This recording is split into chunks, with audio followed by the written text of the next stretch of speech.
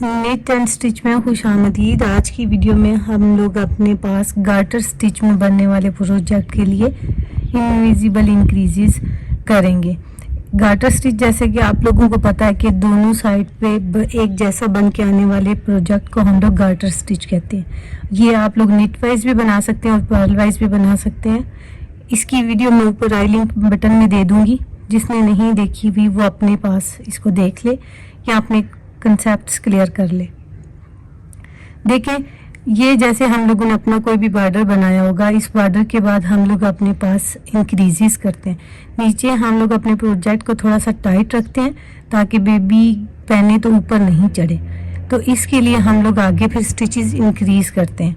वो हम लोगों के प्रोजेक्ट पे डिपेंड करता है हम अपने पास कितने स्टिचेस इंक्रीज करते हैं या किस मेथड से करते हैं। आज जो मैं मेथड आप लोगों को सिखाऊंगी वो हम लोग करेंगे लूप मेथड के साथ।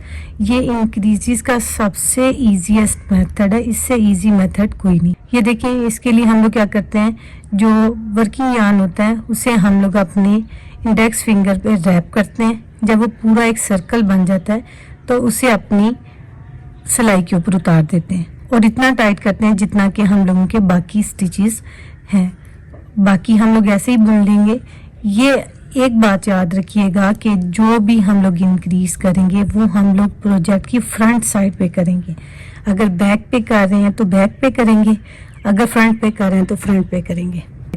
ये देखिए, मैंने बाल जान वाले वूल को लिया, अपनी फिंगर पे रैप किया और इसे सिलाई पे उतार दिया ऐसे। ये मेरे पास एक और इंक्रीज आ गया है।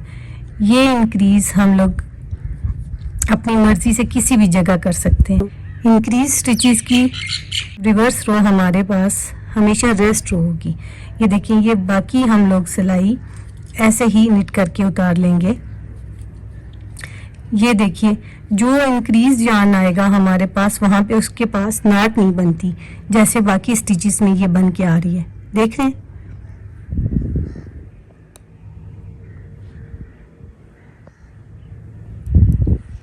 ये देखिए, ये नाट नहीं बन के आ रही, यहाँ पे सिंपल ये यार्न नज़र आ रहा है।